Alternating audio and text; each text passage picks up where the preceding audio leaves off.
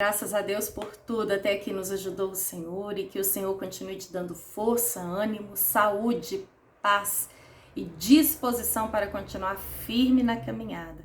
Na corrida da vida, milhares começam, muitos param pelo caminho, muitos chegam próximo à linha de chegada e pouquíssimos cruzam a linha de chegada. Infelizmente são poucos, mas que você seja desse, que na corrida da vida, a corrida da fé, a corrida de caminhar com Deus, de ser um bom pai de família, uma boa mãe, um bom filho, um bom cônjuge. Essa corrida em que você vai dar o seu melhor para a glória de Deus. Que você seja como um daqueles poucos, infelizmente, que cruzam a linha de chegada. Muitos são chamados, poucos escolhidos segundo a palavra de Deus. Mas, de qualquer forma, continue, não pare. Não importa se já chegaram 10 na sua frente, não importa se alguém tem um ritmo mais acelerado que o seu. O importante é chegar. Que Deus te dê força para cruzar a linha de chegada. Eu quero compartilhar com você uma experiência que eu tive esses dias que me chamou muita atenção e Deus me deu uma palavra muito forte naquela experiência. Semana passada eu tirei um tempinho para assistir um filme, que minha mãe já tinha falado sobre ele, e de fato é um filme maravilhoso. E o nome desse filme é Eu Acredito, falando sobre milagres sobrenaturais que só Deus pode fazer. E eu me recordo que quando eu comecei a ver aquele filme, eu estava super alerta, super acordada, super ligada.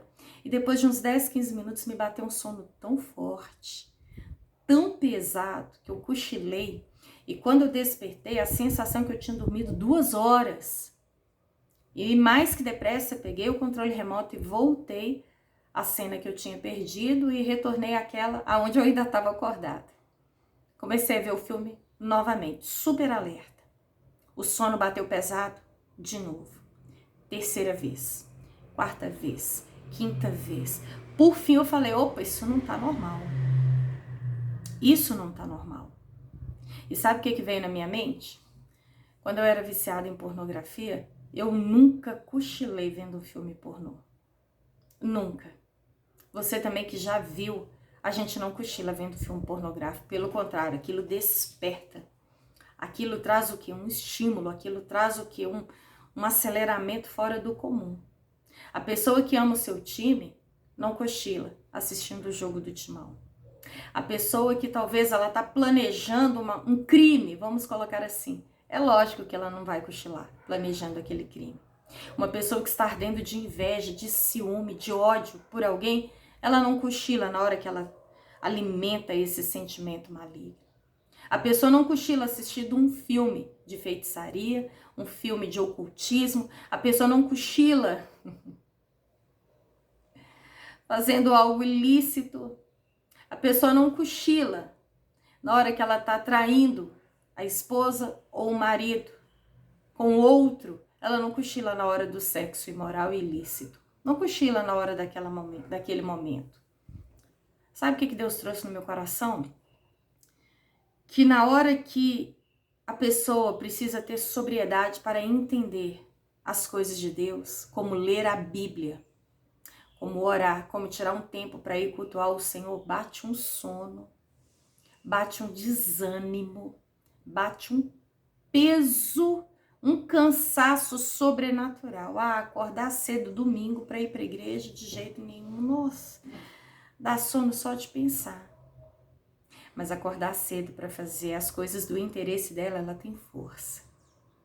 Enquanto ela tira um tempo para mergulhar no vício, ela não tem esse sono. Eu vi claramente ali que tudo aquilo que vai te aproximar de Deus, o inimigo, ele é mestre para colocar peso, desânimo, opressão, cansaço. Não é à toa que o Senhor Jesus disse lá em Mateus capítulo 11, versículo 12, que desde os dias de João Batista, o reino de Deus é tomado por esforço, por violência. A carne não quer orar. A natureza humana não quer ler Bíblia, ela não tem tempo, ela está cansada, está trabalhando muito. Eu comecei a ler, me deu dor de cabeça, me deu um mal-estar, eu leio depois. Você já viu o peso que é para ler Bíblia? Você já viu a dificuldade que é? Você tá acelerado o dia inteiro. Na hora que você pensa, agora eu vou tomar um banho e eu vou para a igreja, e bate um sono da morte. Porque o inimigo sabe que quando você lê a palavra, você buscar a Deus, você falar com Deus, você vai ser renovado, curado, restaurado, liberto e transformado. Ele sabe porque está escrito. Salmo 119, versículo 105, que a palavra de Deus é lâmpada para os nossos pés, é luz para o nosso caminho. Ele sabe claramente que quando você lê a palavra, ela te alerta, ela te abre os olhos, ela te ensina a viver, ela te aconselha, ela te faz deixar de ser bobo e inexperiente, ela te dá sabedoria, entendimento. O próprio Jesus, ele chamou a atenção dos religiosos da época, os repreendeu dizendo: vocês erram por não conhecer o poder de Deus e nem a sua palavra. João 8,32, Jesus declara: e conhecereis a verdade, e a verdade vos libertará. A verdade bíblica, Jesus Cristo, a própria verdade, a própria palavra.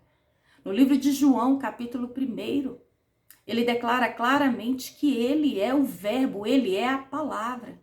E também ainda em João 14,6, ele diz: eu sou o caminho, a verdade e a vida. Jesus Cristo é a verdade. Quando ele chega, ele tira a venda dos olhos, ele tira o tampão dos ouvidos, ele nos dá discernimento, ele nos faz enxergar coisas espirituais. Eu falo por mim, quantas vezes eu dormi de joelhos orando e dormi de acordar toda amassada. Quantas vezes eu dormi? Quantas vezes bateu sono lendo a Bíblia? Quantas vezes eu me lembro sentada no sofá e eu comecei lendo com todo vapor, daqui a pouco eu cochilei, que eu quase caí de cara no chão e a Bíblia foi para o chão afora. Quantas vezes nos cultos? Era impressionante, o dia inteiro elétrica acesa, mas dentro da igreja era um sono pesado, um sono terrível, uma opressão que a mente vagava. Que a mente pensava em tudo. O corpo estava ali, mas a mente estava lá em casa, estava na janta. Isso quando não dava aquele sono de alguém chegar e cutucar. Isso é o mundo espiritual. O maior interessado de você não ler Bíblia é o diabo. O maior interessado de você não conhecer Jesus Cristo através da palavra é o inimigo da sua alma, bem como da minha também. E a palavra desmascara ele. Para você ter ideia do poder da palavra, em Mateus 4, quando Jesus foi levado pelo Espírito ao deserto para ser tentado pelo próprio diabo, o diabo usou Bíblia para afrontar Jesus, achando que lançaria dúvida na mente de Jesus. Se tu és o Filho de Deus, atira-te daqui para baixo, porque está escrito que aos teus ordens dará, que aos teus anjos dará ordens ao teu respeito, para que te segurem e não tropeces em pedra alguma. E Jesus também respondeu: mas também está escrito, não tentarás o Senhor teu Deus. Então, o tempo todo o inimigo, ele tenta usar a Bíblia contra nós. Mas quando você conhece a Bíblia, você usa a Bíblia contra ele. Então, eu quero falar com você que tem uma grande dificuldade de ler Bíblia. Insista.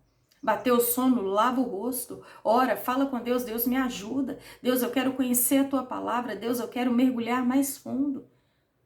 Para pensar o tempo que você fica aceso no celular.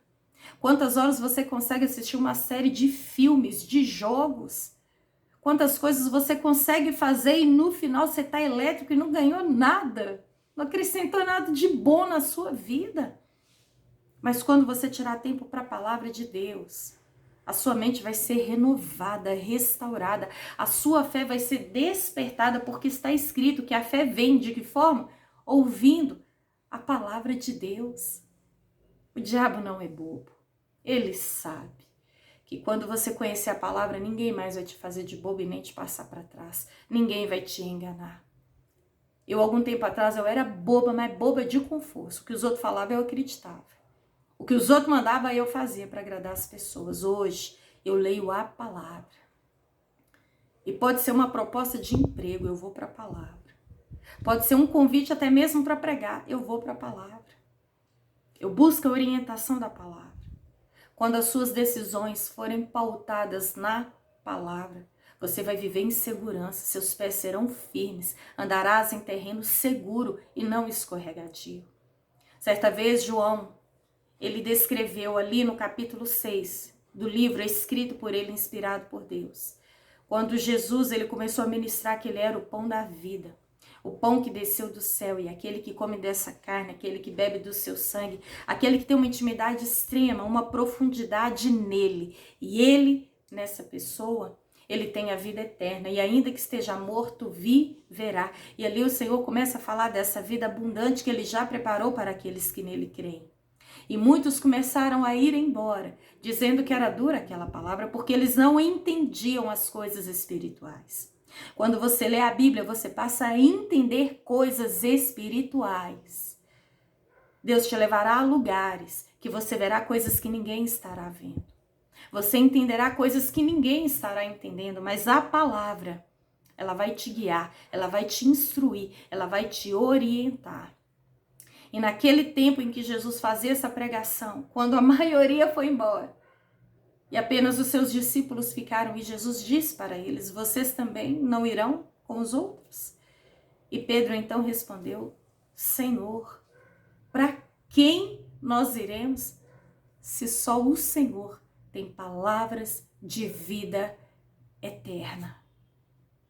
Palavra poderosa, viva e eficaz, mais afiada, mais cortante do que qualquer espada de 2 gumes, tão penetrante, a ponto de dividir junta e medula, alma e espírito. Palavra que nos confronta, palavra que nos revela quem realmente somos, palavra que vai no profundo, palavra que nos dá força para fazer a vontade de Deus acima da nossa, palavra que quando reina em nós, nos dá vida e vida com abundância. O salmista declara no Salmo de número 119. Ele declara: a tua palavra escondi para não pecar contra ti. Quando você guarda dentro do seu coração a palavra de Deus, você pensa 2 vezes antes de pecar, porque você leu na palavra aquilo que agrada a Deus é aquilo que desagrada. Aquilo que te aproxima de Deus é aquilo que te afasta. Quando você tem os seus olhos voltados para a palavra, você se torna sensível ao que Deus operou ontem, aquilo que Ele ainda opera hoje e tudo que Ele já preparou para aquele que nele crê. A palavra gera esperança. A palavra te alerta para essas catástrofes, para essas coisas horríveis que estão acontecendo, porque a palavra ela nos mostra, ela nos fala que de fato viveríamos dias trabalhosos aqui nessa terra. Mas ela também diz: tem de bom ânimo. Ela também diz: ainda que sejam muitas as aflições de um justo, o Senhor o livrará de todas. Ela também diz que o Senhor é o meu pastor e nada me faltará. Ela também diz que aquele que habita no esconderijo do Altíssimo, à sombra do Onipotente descansará. Ela também diz que já foi preparado um lugar onde não haverá dor, choro, lágrima, tristeza, angústia, maldade e morte. Ela diz: eis que estarei convosco todos os dias, até a consumação dos séculos. Quando você lê essa palavra, ela te dá segurança, ela te dá uma fé viva e poderosa de que Deus está contigo e que maior é Ele do que as lutas e adversidades. Leia a Bíblia, mergulhe na palavra, tire tempo para a palavra e Deus falará com você. Amém?